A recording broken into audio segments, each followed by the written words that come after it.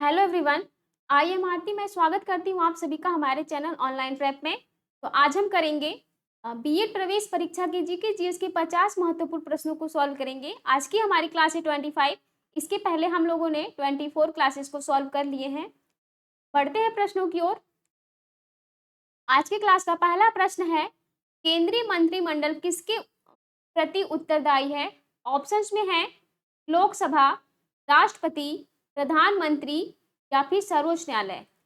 तो केंद्रीय मंत्रिमंडल जो प्रतिदायी है वो है लोकसभा के। तो इस प्रश्न का राइट ऑप्शन होगा ए। बढ़ते हैं अगले प्रश्न की ओर। उससे पहले हम आपको बता दें, यदि आपने हमारे पेड कोर्सेज को ज्वाइन नहीं किया तो आप हमारे ऐप ऑनलाइन प्रेप को डाउनलोड करके पेड कोर्सेज को ज्वाइन कर सकते हैं। और प्रीवियस ईयर क्वेश्चन पेपर तो एग्जाम के लिए बहुत ही इंपॉर्टेंट होते हैं, तो आप हमारे वेबसाइट onlineprep.co.in पर जाकर व्यू करके परचेज कर सकते हैं। और इसके साथ यदि आप क्लास के पीडीएफ चाहते हैं तो आप हमारे ऐप ऑनलाइन प्रेप में पीडीएफ प्राप्त कर सकते हैं। बढ़ते हैं प्रश्नों की ओर। अगला प्रश्न है 2, राज्यसभा की बैठक की अध्यक्षता कौन करता है? ऑप्शंस में है ए राष्ट्रपति, बी उपराष्ट्रपति, सी प्रधानमंत्री या फिर डी स्पीकर। तो राज्यसभा की बैठक की अध्यक्षता जो करते हैं वो हैं उपराष्ट्रपति। तो right answer will be B. अगला प्रश्न है 3, जिसमें पूछा गया है निम्नलिखित में से कौन सा प्राचीनतम स्मारक है? ऑप्शंस स्क्रीन पर है, जिसमें से आपको राइट आंसर करने या फिर कमेंट करने हैं। ऑप्शंस में है खजुराहो मंदिर, गोलकुंडा किला, अजंता गुफाएं या फिर ताजमहल। तो प्राचीनतम स्मारक जो है वो है अजंता गुफाएं। तो राइट ऑप्शन होगा सी। बढ़ते हैं अगले प्रश्न की ओर। अगला प्रश्न है, वायुमंडल में कार्बन डाइऑक्साइड की वृद्धि उत्पन्न करती है पृथ्वी के ताप में गिरावट, पृथ्वी के ताप में वृद्धि, पैराबैंगनी किरणों में वृद्धि या फिर पृथ्वी के ताप में समानता। तो वायुमंडल में कार्बन डाइऑक्साइड की वृद्धि उत्पन्न करती है पृथ्वी के ताप में वृद्धि। तो राइट आंसर होगा बी। अगला प्रश्न देखते हैं। उससे पहले हम आपको बता दें, यदि आपने हमारी टेलीग्राम चैनल को ज्वाइन नहीं किया तो आप हमारे वीडियो के डिस्क्रिप्शन में जाकर टेलीग्राम चैनल ज्वाइन कर सकते हैं, जिसमें आपको लेटेस्ट अपडेट, क्लासेस नोटिफिकेशन और फ्री पीडीएफ प्राप्त होंगे। तो बढ़ते हैं प्रश्नों की ओर। अगला प्रश्न है, जिसमें पूछा गया है 1857 के कानपुर विद्रोह का नेता कौन था? ऑप्शंस में है ए रंजीत सिंह, बी रानी झांसी, सी तात्या टोपे या फिर डी नाना साहब। तो 1857 के कानपुर विद्रोह का जो नेता थे वो थे डी नाना साहब। तो right answer will B D. बढ़ते हैं अगले प्रश्न की ओर। अगला प्रश्न है 6, जिसमें पूछा गया है वायुमंडल के ऊपरी भाग में विद्यमान ओजोन परत हमारी किससे रक्षा करती है? औरक्त किरणें से, एक्स किरणें से, पैराबैंगनी किरणें से या फिर कास्मिक किरणें से। तो वायुमंडल में ऊपरी भाग में विद्यमान ओजोन परत जो हमारी रक्षा करती है वो करती है पैराबैंगनी किरणों से। तो राइट ऑप्शन होगा सी। अगला प्रश्न है 7, जिसमें पूछा गया है अपने देश में होम रूल आंदोलन किसके द्वारा प्रारंभ किया गया था? ऑप्शंस में है लाला लाजपत राय द्वारा, महात्मा गांधी द्वारा, एनी बेसेंट द्वारा या फिर बाल गंगाधर तिलक द्वारा। तो होम रूल आंदोलन जो प्रारंभ किया गया था वो थे बाल गंगाधर तिलक जी। तो राइट ऑप्शन होगा डी। अगला प्रश्न है 8, जिसमें पूछा गया है विजयनगर साम्राज्य के अवशेष कहाँ मिल सकते हैं? बीजापुर में, गोलकुंडा में, हम्पी में या फिर जयपुर में। तो विजयनगर साम्राज्य के जो अवशेष मिल सकते हैं वो स्थान है हम्पी। तो राइट आंसर होगा सी। अगला प्रश्न देखते हैं। अगले प्रश्न में पूछा गया है दक्षिण अफ्रीका को सदैव के लिए छोड़कर महात्मा गांधी भारत कब लौटे? ऑप्शंस में है ए 1914 में, बी 1916 में, सी 1915 में या फिर डी 1919 में। तो सदैव के लिए महात्मा गांधी भारत लौटे थे वो सन है 1915 ईस्वी। तो राइट ऑप्शन होगा सी। अगला प्रश्न है 10, जिसमें पूछा गया है मध्य रात्रि सूर्य का देश यानी द लैंड ऑफ मिडनाइट सन है बेल्जियम, रूस, जापान या फिर नॉर्वे। तो द लैंड ऑफ मिडनाइट सन है नॉर्वे। तो राइट ऑप्शन होगा डी। अगला प्रश्न देखते हैं। अगला प्रश्न है आज के क्लास का 11 जिसमें पूछा गया है भारत में राष्ट्रीय आय के अनुमान किसके द्वारा तैयार किए जाते हैं।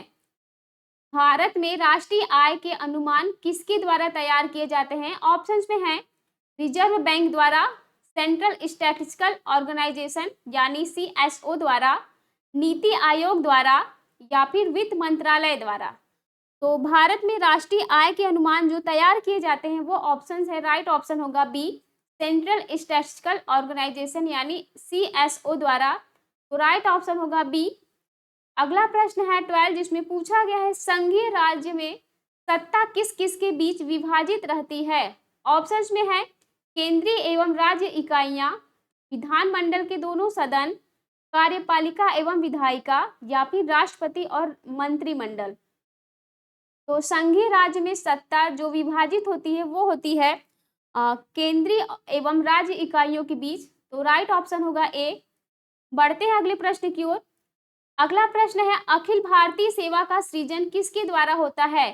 प्रेस विज्ञापन द्वारा, संघ लोक सेवा आयोग यानी यूनियन पब्लिक सर्विस कमीशन द्वारा, राष्ट्रपति द्वारा या फिर संसद द्वारा।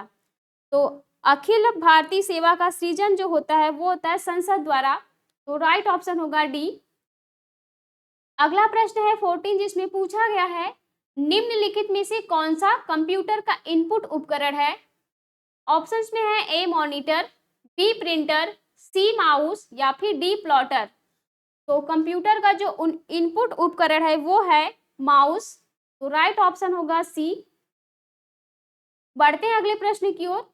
अगला प्रश्न है जिसमें पूछा गया है निम्नलिखित में से दादा साहेब फाल्के द्वारा 1913 में बनाई गई मुख्य फिल्म कौन सी है। ऑप्शंस में है भक्त प्रहलाद, सावित्री, हरिश्चंद्र या फिर इंदुमती। तो दादा साहेब फाल्के द्वारा 1913 में बनाई गई मुख्य फिल्म वो है हरिश्चंद्र। तो राइट ऑप्शन होगा सी। अगला प्रश्न है 16 जिसमें पूछा गया है हमारे देश में खरीफ की फसल निम्न में से कौन सी है। ऑप्शंस में है ए गेहूं, बी मक्का, सी जौ या फिर डी अफीम। तो खरीफ की फसल जो है वो है मक्का। तो राइट ऑप्शन होगा बी। अगला प्रश्न है जिसमें पूछा गया है कोरोना परीक्षण के लिए किसका नमूना लिया जाता है। रक्त का, यूरिन का, स्टूल का या फिर नाक व गले का सीरम। तो कोरोना परीक्षण यानी कोरोना टेस्ट के लिए जो नमूना लिया जाता है वो लिया जाता है नाक व गले का सीरम। तो राइट ऑप्शन होगा डी जैसा कि आप इमेज में देख सकते हैं। अगला प्रश्न है भारतीय सेना का सर्वोच्च कमांडर कौन है। Chief of the army staff, सेना का वरिष्ठतम जनरल, प्रधानमंत्री या फिर राष्ट्रपति। तो भारतीय सेना का सर्वोच्च कमांडर वो है राष्ट्रपति। तो इस प्रश्न का राइट ऑप्शन होगा डी। बढ़ते हैं अगले प्रश्न की ओर। अगला प्रश्न है 19 जिसमें पूछा गया है रिएक्टर स्केल किसके नापने के लिए प्रयुक्त होता है। ऑप्शंस में है हवा की तीव्रता, विद्युत की गति, समुद्र की गहराई या फिर भूकंपों की तीव्रता। तो रिएक्टर स्केल जो म्यूजर के लिए प्रयुक्त होता है वो होता है भूकंप की तीव्रता म्यूजर करने के लिए। तो राइट ऑप्शन होगा डी। बढ़ते हैं अगले प्रश्न की ओर। अगला प्रश्न है स्वेज नहर लाल सागर को किससे जोड़ती है। काला सागर, कैस्पियन सागर, भूमध्य सागर या फिर अरब सागर। तो स्वेज नहर लाल सागर को जोड़ती है भूमध्य सागर से। तो राइट ऑप्शन होगा सी। अगला प्रश्न देखते हैं। अगला प्रश्न है 21 जिसमें पूछा गया है प्रसिद्ध चीनी यात्री हेनसांग किसके शासनकाल में भारत आया। चंद्रगुप्त मौर्य के शासनकाल में, हर्षवर्धन, अशोक या फिर समुद्रगुप्त। तो प्रसिद्ध चीनी यात्री हेनसांग हर्षवर्धन के शासनकाल में भारत आए। तो इस प्रश्न का राइट ऑप्शन होगा बी। अगला प्रश्न देखते हैं। अगला प्रश्न है सापेक्षता का सिद्धांत किसने प्रतिपादित किया। ऑप्शंस में है A Albert Einstein, B Edison, C Galileo या फिर डी न्यूटन। तो सापेक्षता का सिद्धांत जो प्रतिपादित किए थे वो है अल्बर्ट आइंस्टाइन। तो राइट ऑप्शन होगा सी, अरे सॉरी, राइट ऑप्शन होगा ए। अगला प्रश्न है 23 जिसमें पूछा गया है माई एक्सपेरिमेंट विथ ट्रुथ किसने लिखी? ऑप्शंस में है जवाहरलाल नेहरू, मोतीलाल नेहरू, महात्मा गांधी या फिर सी राजगोपालचारी। तो माई एक्सपेरिमेंट विथ ट्रुथ जो माई एक्सपेरिमेंट विथ ट्रुथ पुस्तक के जो लेखक हैं वो है महात्मा गांधी। तो राइट ऑप्शन होगा सी। अगला प्रश्न है 24 जिसमें पूछा गया है निम्न में से या फिर निम्नलिखित में से किस अमेरिका राष्ट्रपति ने दासता समाप्त की? Abraham Lincoln, Thomas Jefferson, George Washington या फिर स्टैनले जैक्सन। तो अमेरिका राष्ट्रपति ने दासता समाप्त की वो है अब्राहम लिंकन। अब्राहम लिंकन के द्वारा अमेरिका राष्ट्रपति की दासता समाप्त की गई। तो राइट ऑप्शन होगा ए। पढ़ते हैं अगले प्रश्न की ओर। अगला प्रश्न है 25 महात्मा गांधी का जन्म कहाँ हुआ था? ऑप्शंस में है ए बड़ौदा में, बी साबरमती में, सी राजकोट में या फिर डी पोरबंदर में। तो महात्मा गांधी का बर्थ प्लेस है वो है पोरबंदर। तो राइट ऑप्शन होगा डी। अगला प्रश्न है 26 जिसमें पूछा गया है बॉम्बे हाई किससे रिलेटेड है? इस्पात से, पेट्रोलियम से, मकबरा से या फिर जूट से। तो बॉम्बे हाई जो रिलेटेड है वो है पेट्रोलियम से। तो राइट ऑप्शन होगा बी। पढ़ते हैं अगले प्रश्न की ओर। अगला प्रश्न है 27 जिसमें पूछा गया है निम्नलिखित में से कौन सा देश सुरक्षा परिषद का स्थायी सदस्य नहीं है? ऑप्शंस में है यूएसए, ऑप्शंस में है ए भारत, बी यूएसए, सी यूके या फिर डी रूस। तो सुरक्षा परिषद का जो स्थायी सदस्य यानी स्थायी मेंबर नहीं है वो है भारत। तो राइट ऑप्शन विल बी ए। पढ़ते हैं अगले प्रश्न की ओर। अगला प्रश्न है CNX FMCG क्या है? भारतीय सेना का विमान रहित यान, Y2K समस्या से मुक्त अत्याधुनिक कंप्यूटर, एड्स नियंत्रण कार्यक्रम या फिर नया शेयर बाजार सूचकांक। तो CNX FMCG जो है वो है नया शेयर बाजार सूचकांक। तो राइट ऑप्शन होगा डी। अगला प्रश्न देखते हैं। अगला प्रश्न है 29 जिसमें पूछा गया है अकबर के शासनकाल का दरबारी इतिहासकार था टोडरमल, अबुल फजल, मान सिंह या फिर बीरबल। तो अकबर के शासनकाल का दरबारी इतिहासकार थे अबुल फजल। तो इस प्रश्न का राइट ऑप्शन होगा बी। जैसा कि आप इमेज में देख सकते हैं ये हैं अबुल फजल। अब बढ़ते हैं अगले प्रश्न की ओर। अगला प्रश्न है डुरंड रेखा किन देशों के बीच की सीमा रेखा है? ऑप्शंस में है ईरान और इराक के बीच, अफगानिस्तान और पाकिस्तान, रूस और चीन या फिर भारत और चीन। तो डुरंड रेखा जो सीमा है वो है अफगानिस्तान और पाकिस्तान के बीच की सीमा। तो राइट ऑप्शन होगा बी। अगला प्रश्न है 31 जिसमें पूछा गया रेडियो धर्मिता सर्वप्रथम किसने खोजी? ऑप्शंस में है ए पास्चर, टी न्यूटन, सी वाटसन या फिर डी हेनरी बैक्वेरेल। तो रेडियो धर्मिता जो सर्वप्रथम खोजे थे वो व्यक्ति हैं हेनरी बैक्वेरेल। तो right option will B D. अगला प्रश्न है 32 निम्नलिखित पदार्थों में सर्वाधिक प्रत्यास्थ कौन सा है? ऑप्शंस में है ए लोहा, बी रबर, सी प्लास्टिक या फिर डी इस्पात। तो निम्न पदार्थों में से सर्वाधिक प्रत्यास्थ पदार्थ है इस्पात। तो इस प्रश्न का राइट ऑप्शन होगा डी। पढ़ते हैं अगले प्रश्न की ओर। अगला प्रश्न है मनुष्य के शरीर में भोजन से उत्पन्न ऊर्जा के मात्रक को कहा जाता है? वाट, DNA, कैलोरी या फिर एम्पियर। तो मनुष्य के शरीर में भोजन से उत्पन्न ऊर्जा के मात्रक को कहा जाता है कैलोरी। तो इस प्रश्न का राइट ऑप्शन होगा सी। अगला प्रश्न है 34 जिसमें पूछा गया है मछलियां किसके द्वारा श्वसन क्रिया करती हैं? फेफड़े द्वारा, नाक द्वारा, हृदय द्वारा या फिर फिन्स यानी गलफड़े द्वारा। तो मछलियां जो श्वसन क्रिया करती हैं वो अपने फिन्स यानी गलफड़े द्वारा करती हैं। तो राइट ऑप्शन होगा डी। जैसा कि आप इमेज में देख सकते हैं, ये है उसकी फिन्स यानी गलफड़े। अगला प्रश्न है 35, निम्नलिखित में से किस भारतीय राज्य का समुद्र तट सर्वाधिक लंबा है? आंध्र प्रदेश का, गुजरात का, केरल का या फिर महाराष्ट्र का? तो सर्वाधिक लंबा समुद्र तट है केरल का। तो इस प्रश्न का राइट ऑप्शन होगा सी। पढ़ते हैं अगले प्रश्न की ओर। अगला प्रश्न है 36, DDT है एक कवकनाशी, कीटनाशक, खाद या फिर विस्फोटक? तो DDT है एक कीटनाशक पदार्थ। तो इस प्रश्न का राइट ऑप्शन होगा बी। इस टाइप के क्वेश्चन प्रीवियस ईयर एग्जाम में पूछे गए हैं। यदि आप ऐसे प्रश्नों को सॉल्व करते हैं तो आप अपने एग्जाम में अच्छे नंबर गेन कर पाएंगे। अगला प्रश्न देखते हैं। अगला प्रश्न है 37, जिसमें पूछा गया है भारत छोड़ो आंदोलन कौन से वर्ष में प्रारंभ किया गया था? ऑप्शंस में है ए 1939 ईस्वी, बी 1941, सी 1942 या फिर डी 1954। तो भारत छोड़ो आंदोलन जो प्रारंभ किया गया था वो सन है 1942 ईस्वी। तो राइट ऑप्शन होगा सी।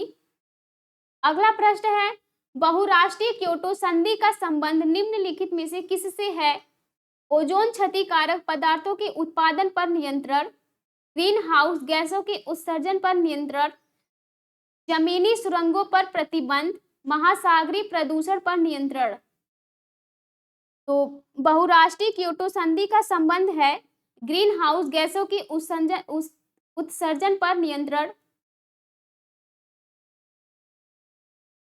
तो इस प्रश्न का राइट ऑप्शन होगा ग्रीन हाउस गैसों के उत्सर्जन पर नियंत्रण। तो अगला प्रश्न है 39, जिसमें पूछा गया है कुद्रेमुख लौह अयस्क परियोजना किस राज्य में स्थित है? ऑप्शंस में है ए केरल में, बी तमिलनाडु में, सी कर्नाटक में या फिर डी महाराष्ट्र में।